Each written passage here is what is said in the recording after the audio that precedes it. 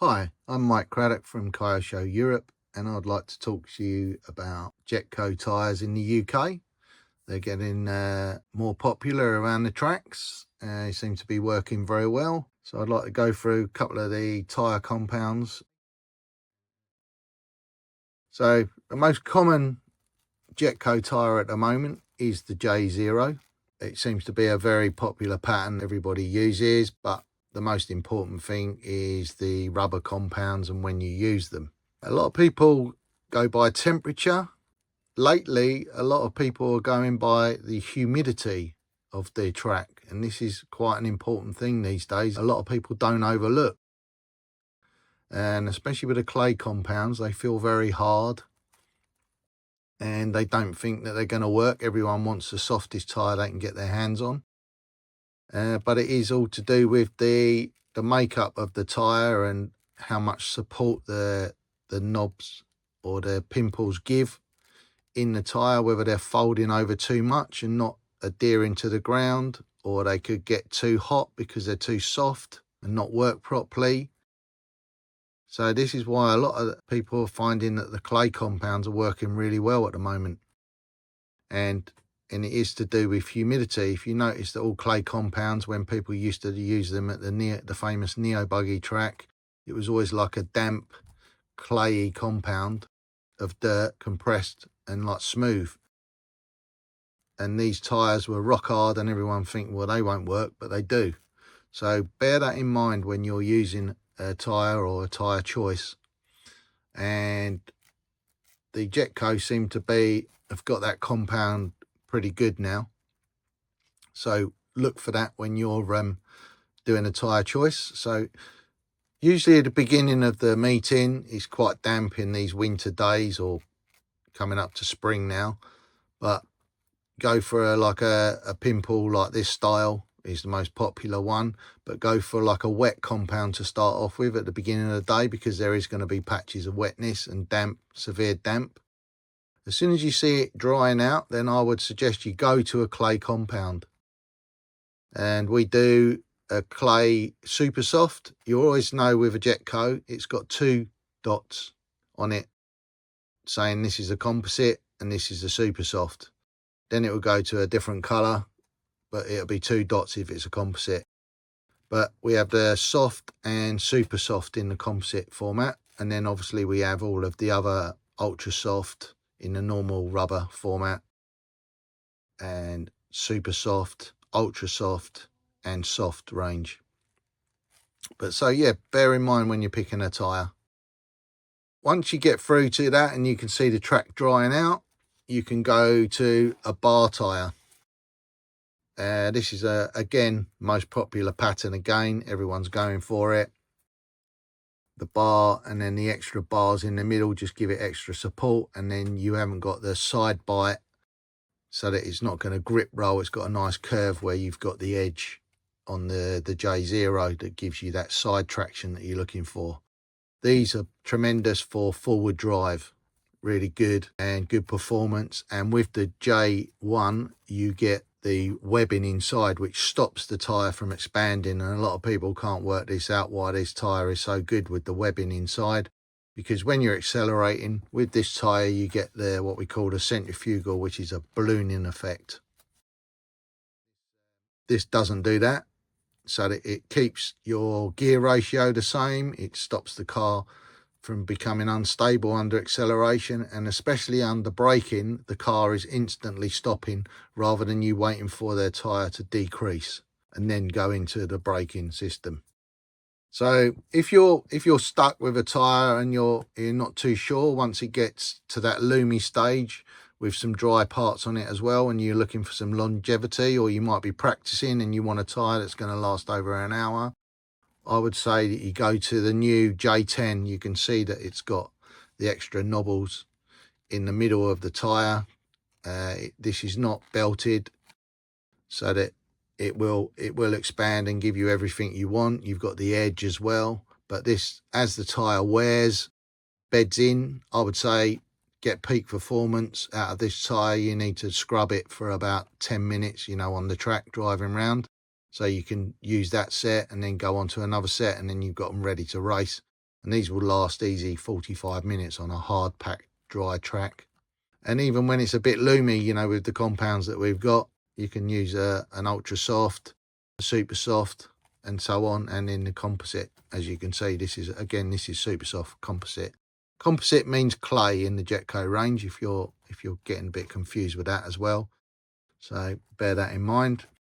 When you get the extreme tracks, the Sting is very good all-rounder for the loomy, bumpy, like surface of the moon tracks. When it gets like that, very good for the Shrewsbury track, which is used in the national rounds. So bear this tyre in mind. When it gets to that type of track where it's very loose, bumpy, then we use the normal compound, and this is just a super soft compound. You can see I've marked in the tyre. KYOSHOEurope.com have a very good chart for the Jetco range, so please visit our website. That's KYOSHOEurope.com. They make a really good chart that gives you a temperature range, gives you an idea of what temperatures to use. You know, anything over 10 Celsius, then you go up to a soft compound, and then you can go to the composite soft as well. Or when you're looking for qualifying, obviously you want a softer tyre. But please bear in mind the humidity. You know, the more humid it is, the better the clay works. And you'll be surprised in the morning when it's cold and damp. If the track looks dry enough and there's no wet patches on it, you'd be surprised how well the clay tyre will work first thing in the morning. Probably you'll use the same tyre in the morning in your next round of heats when the track's warmed up, and it probably won't perform as good. You might find you will have to go to the harder compound of the clay. So please bear that in mind. So you have your 4 ranges of tyre that I would suggest to use in the UK at national level, at the national tracks. Anything with dirt on it and a bit of Astro, all of these tyres are good for working on it. The J1 is perfect for Astro type carpet sort of tracks as well. Really good on that surface in the dry weather, and the hotter the better. Works really well. You get no ballooning and perfect under braking. So in the mornings, if it's damp and wet, then go for your J0. It's just a good all-round tyre. You can use it in the composite or the wet. I would suggest use the wet. Then you go when it gets loomier and it's a bit dry, but still a bit, you know, you want an overall good choice for the that surface of the track at that point in the day. Then the J10 starts working well.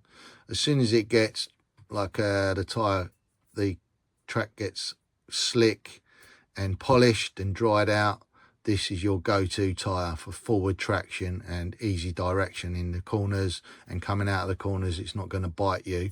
It's just going to go around the corner and rotate really well. And then when the track gets totally blown out with potholes, like I've said, the surface of the moon, then you go to the Sting tyre, which is a very good all-rounder tyre where it's got dusty on the outsides of the track, blown out in the middle, really bumpy, a bit more profile on the tyre helps with the bump. So that's your choice, I would say, for the UK. Easy to keep in your box. You don't have to go stupid with all of the different compounds that we use. I would say the best thing to keep in your box is the wet compound in the J0. Then you go to the J10 for the loomy, dusty part. As soon as the track cleans up, I would try and get on this tyre as soon as you can, as soon as it looks dry, get on that. And obviously, if you're struggling with bumps and potholes and that, and you're not finding that all-round grip that you want all over the track, then go to your Sting tyre. So, useful tip for when you're using your tyres or keeping them stored: always keep them in the nice bag that comes supplied, so you're keeping the rubber fresh. Because obviously in the open air, the tyre starts deteriorating with the air around it, and different ranging temperatures. If you can keep them in your bag, it keeps them in a sort of like controlled temperature. They're not getting too hot or too cold. So what I do is I like to balance my wheels, because that saves your bearings. It saves all the wear level in your wishbones and pins and everything where the tyre's shaking about. You know, you wouldn't drive your normal car with the steering wheel shaking about. It's uncomfortable. and not good for any of the parts of the car. It's going to shake something loose. So the better balance you can do your car is good. Always keep marked up what the compound is and your set numbers, because obviously you could have sets, 1, 2 or 3 sets of the same compound, but you want to know which ones you're using and which they've been used, so try and keep them together so you've got some consistency. So obviously this is composite super soft, so you can see that they're marked up, but you can see that they're wearing away. So we've done the balance wheel. Make sure that the wheel's in a good shape. When you pack them, don't have something pressing down on them. Try and lay them flat when you're storing them. And quite a useful thing I do is, obviously that's saying an F for front and the direction. It's easier to look on the outside than it is trying to fumble about looking on the inside for which direction it is, when you can just put them straight on and you know that one's straight on the front without even looking at it, and then you get your direction with your arrow and put it straight on your tyre. Another tip that I found when you get a new tyre, because I know a lot of people like to glue their own tyres. So if you're buying pre-mounts, the pre-mounts are very good, really good gluing, don't get a lot of coming off. But if you do like to glue your own tyres after if you've brought a set of pre-mounts before, you can cut the out and use the insert. I must admit the insert works better the second time after an hour or so of using the tyre. So cut that out, use the insert. You can either reclaim the wheel using various methods to get the rubber off, and then you can use the wheel again if it's in a good shape, not buckled or egg shape after the pounding that they take around the track. But what I do is, if I've got a new set, I put a tyre mounting band in the middle, and what this does is it compresses the tyre foam. You can put 2 on if you want. If you've got plenty of tyre bands, put 2 on. Obviously the more pressure the better, and the quicker it'll work. I would leave them on for about 24 hours before you race. What this does is it compresses the insert to make it smaller. In the colder conditions that we're having at the moment, and what that does is it gives it a little bit of airspace between, so you've got a bit more movement with the tyre, and it's a bit like lowering your tyre pressure, because obviously these tyres are pneumatic. So by lowering the tyre pressure, you get the tyres mould into the track surface a little bit easier, and also it's creating movement in the tyre so that it builds up friction. Obviously if I keep rubbing this, it will get warmer, the temperature will go up, and that's what you want as well. You get the temperature to a right age, and it works better. It grips to the track as well, and helps with traction generally when the tyre, obviously everyone's after the ultimate softness, but you don't want the knobbles flexing and providing good forward traction. So that's another tip for you. I hope you found this useful. Please go to the KYOSHOEurope.com website. It's got a great chart, and you can see the great range that Jetco are making with all the tyres. We have a lot more of this, but this is my recommendation for the UK. I hope you enjoyed this video. Please watch out for further videos and helpful tips. Thank you.